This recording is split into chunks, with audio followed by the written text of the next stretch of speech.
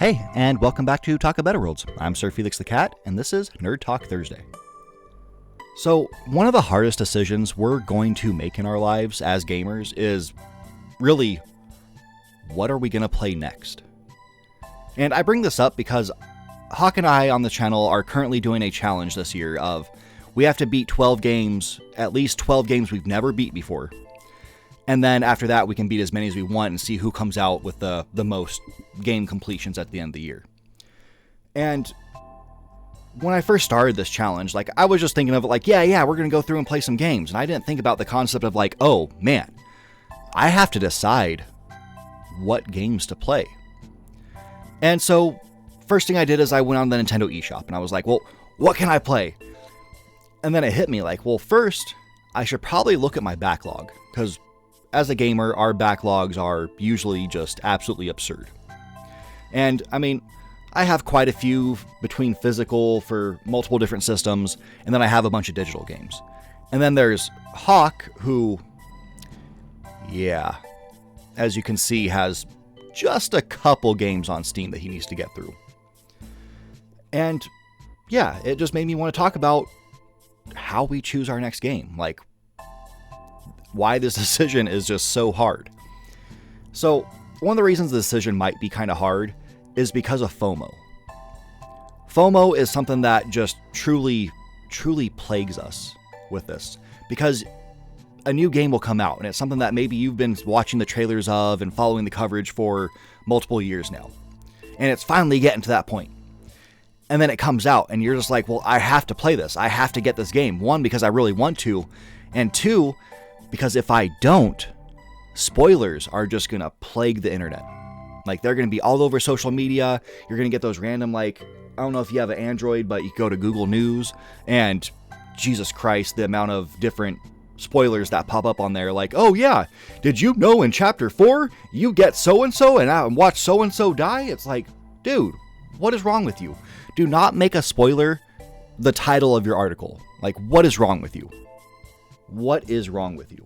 And posting spoilers online, I wish would just end. I understand you want to talk about it, but, just make a spoiler chat room for said game, and then go ham with it. So people have to actually understand, hey, jumping into this, you're going into spoilers, you can't gripe about it. I would love spoilers to stop. There's a spoiler, plagued, I don't know what you call them on Twitter, a page on Twitter with just nothing but spoilers, and it is terrible, and I love it. That's what's sad, is I love it. It's about Marvel Comics. So when a new Marvel movie or Marvel TV show comes out, the second it's done airing, they're basically saying okay, come on, let's put out all of our spoilers, and it's stop, just stop. We don't need to plague the world with spoilers. It ruins things. It was when people came out, I believe it was after Marvel's, I think it was Endgame. Some people went online and they watched it the midnight release and instantly went online and started tweeting out all the spoilers. And it's what's wrong with you, dude? What is wrong with you? Acting like it's okay just to go ahead and just ruin things. It's the same thing with leaks. We're leaking games and details about games. It's stop. Stop. Please just stop. If you're going to leak the release date of a game, I could care less. Or a fact that a game is coming, I could care less. That's cool. I don't mind. We have spoiler or leakers who will tell us hey, a Nintendo Direct is coming out this week. I'm fine with that. I'm absolutely fine with that. You can even tell me what games might be there.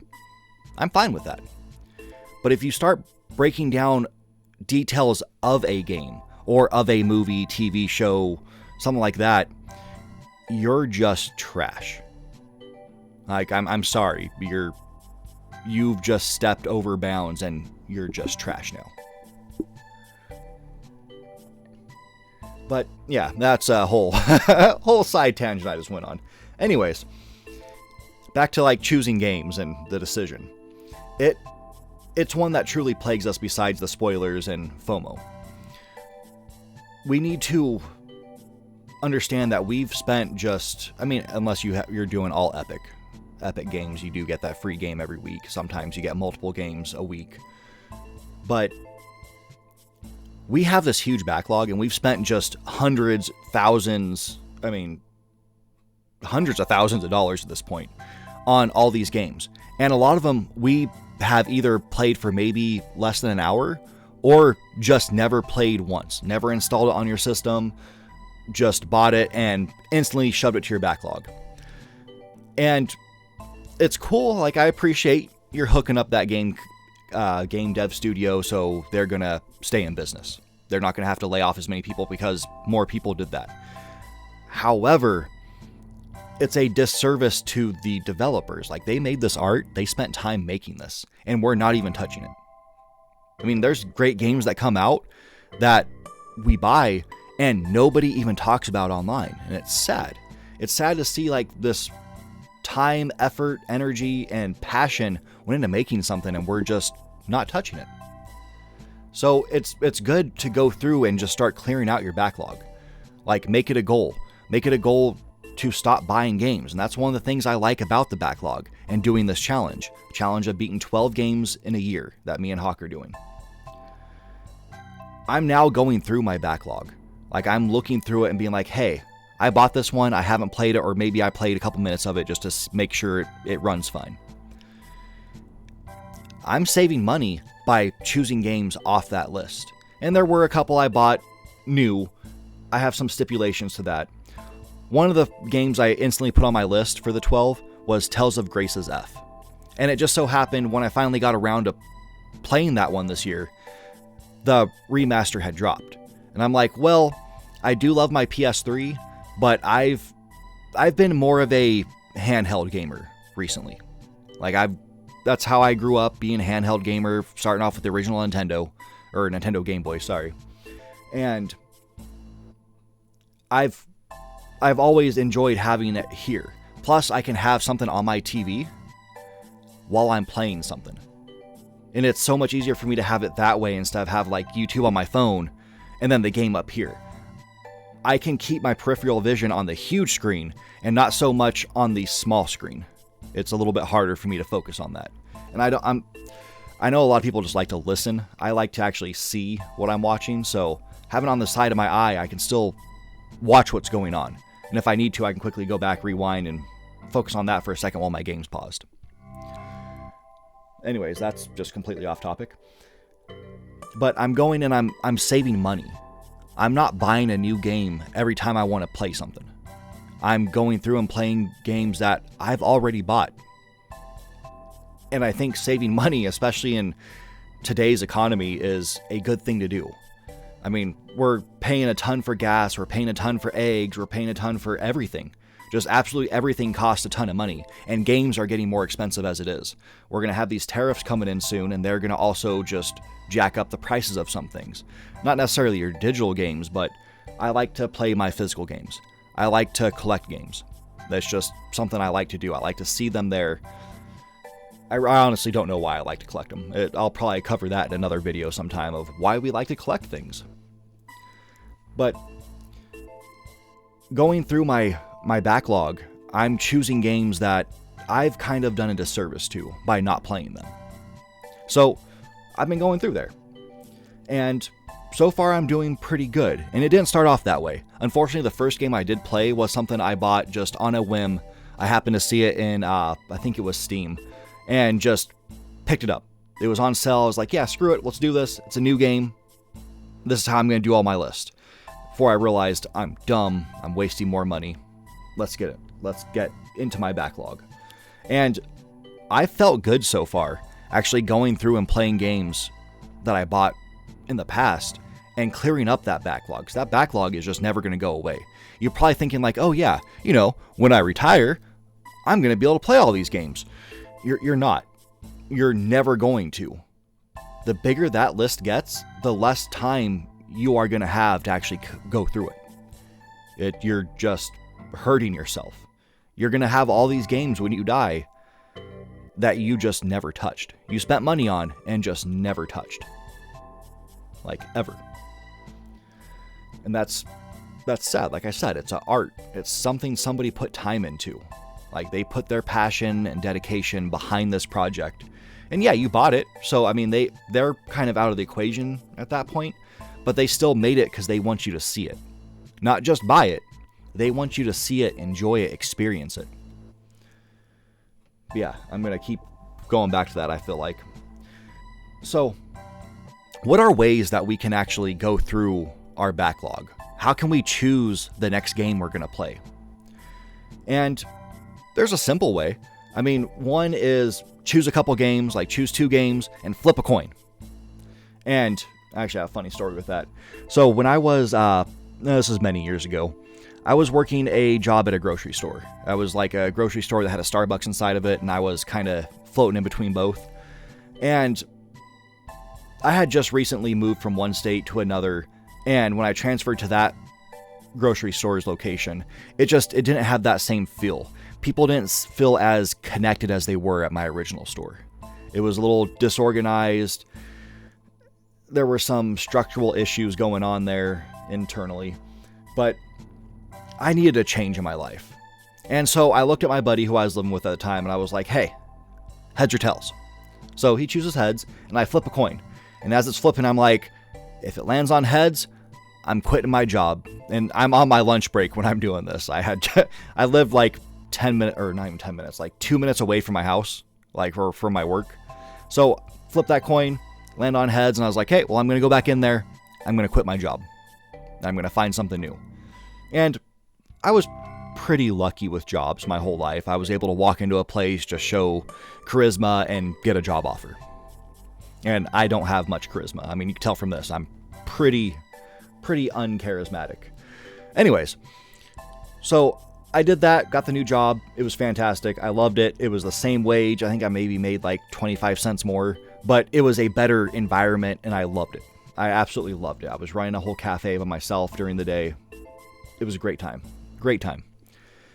But yeah, so you can flip a coin and choose 2 games and stick with it. And you just have to make sure that, okay, I feel like you should always have a backup game. This is a side thing. Always have a backup game you can go to.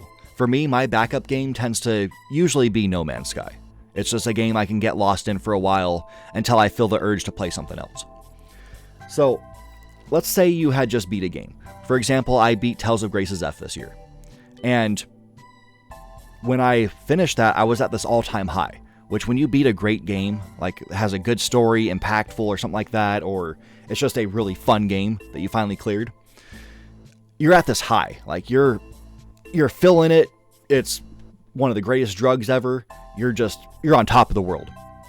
And then you go and play something else thinking like, oh yeah, I've wanted to play this game. And you might just bounce right off of it. Like my game for that was after I beat that, I was playing Lollipop Chainsaw. And it was the Re-Pop or Re-Lollied edition, whatever the heck it is.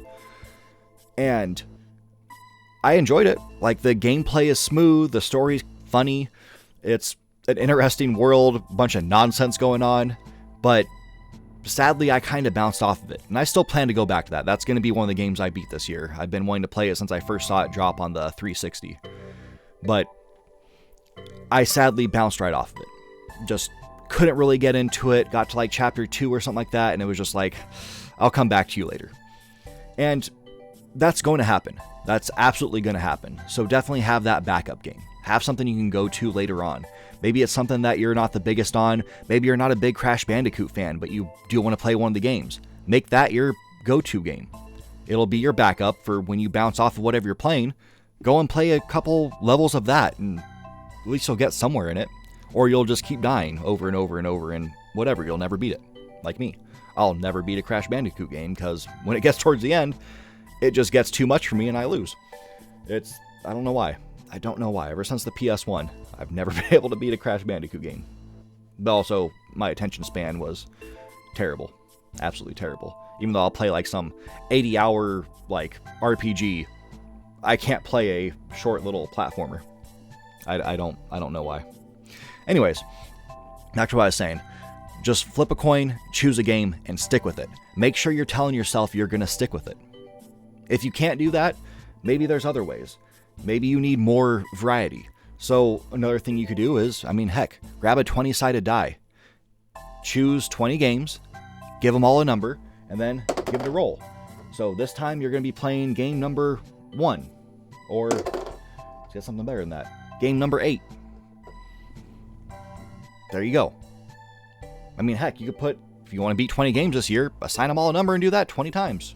Except you're going to, I guess that won't work out. You're going to end up hitting same number eventually. Odds are just not in your favor. So ignore that. But yeah, you can choose game number 8 now. That's what you said. You're going to stick with it. Go to it. And again, if you bounce off a game, don't just give it up forever. Don't put it further back in your backlog. Make sure it stays there. Like, it's going to be a game you go back to. Like Hawk was playing Assassin's Creed Valhalla. And he was feeling like that just burn on it. Like, he was feeling super burnt out after playing it for so many hours. And he wanted to put it in his backlog. And I was telling him, like, dude, just go on to something else. But make sure in the next, month or so, you go back to that game. You're close to the end. Just go back to it and beat it. It's Assassin's Creed. You're not going to get, too out of whack with the controls. You're going to pretty much understand it. They've been pretty easy to pick up at any time when you play those games. Heck, Origins was the one I was playing on PS4, and I could go back to it today and basically just be on par. Like, my dodging might be a little slow, but still going to be able to pick it right up. It's Assassin's Creed. It's perfectly built that way. That's one thing I think Ubisoft did well with that title, or that series. It's easy just to pick up and go back to it anytime. Also, having someone there to support you and have your back in this, doing this challenge with Hawk was a great choice. We both talk about games all the time.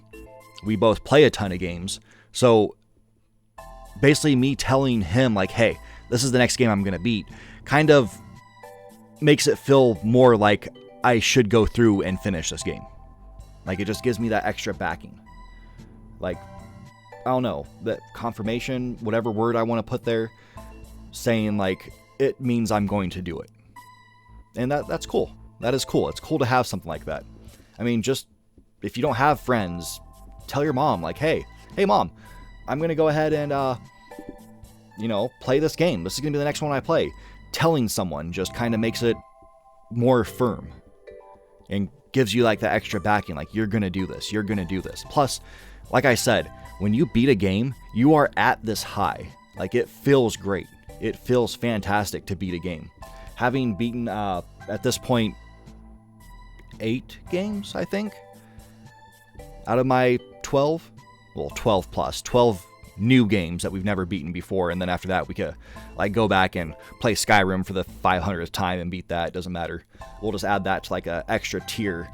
So, have as many games you beat in a year. But at least 12 new ones. And yeah, so I beat game number 9. So I'm on game number 9 now. So I've already felt that high 8 times this year. And it's great. It is fantastic. It's something that now I'm excited to beat the next game just to be back there. And yeah, you'll have those downs of I bounced off this one, but just keep at it. Keep at it. Keep those games in your list that you're going to beat. And you're eventually going to get through this backlog, and you're going to save money. You are going to save money. And that is probably one of the best things, especially since games are so expensive.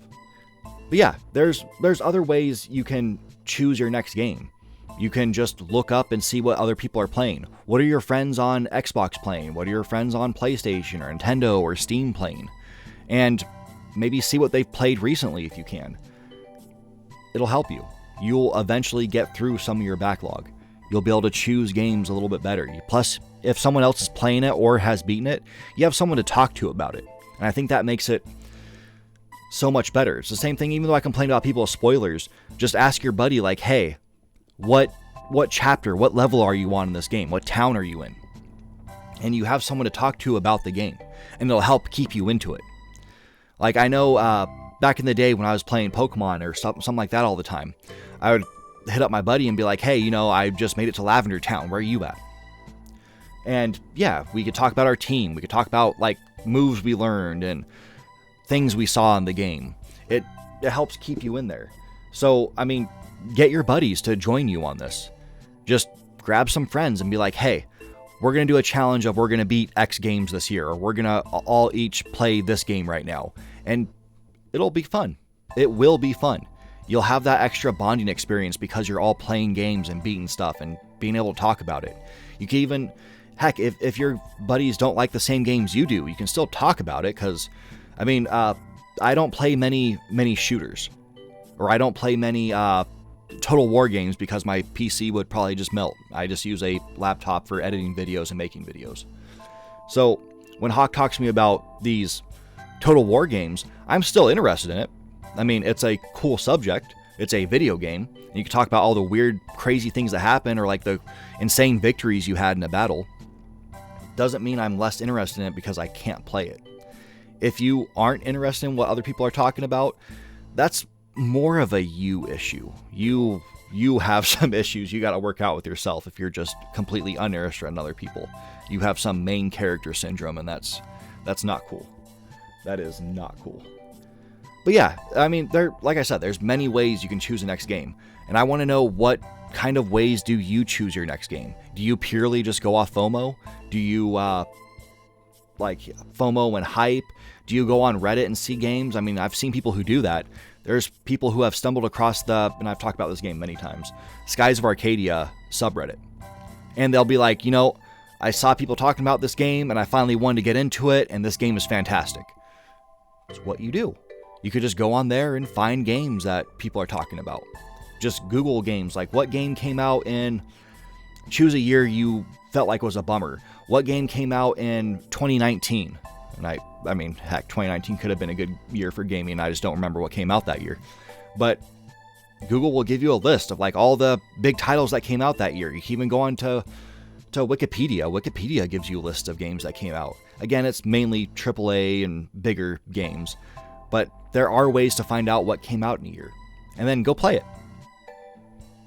Choose a game off that year, or off a certain month from that year, and go play it. You'll find something new. You'll experience something new. Maybe you're going to go be like, hey, I heard of this game called Myst, and it's a cool little point-and-click adventure puzzle-solving game where you're trying to help two brothers figure out what's going on. I mean, heck, if you're doing that, that's cool. That's cool. Cyan has been around forever, and people just don't talk about them enough. I love that studio. I love those Myst games. They're crazy. They have like this creepy vibe to them, but they're not scary. It's interesting.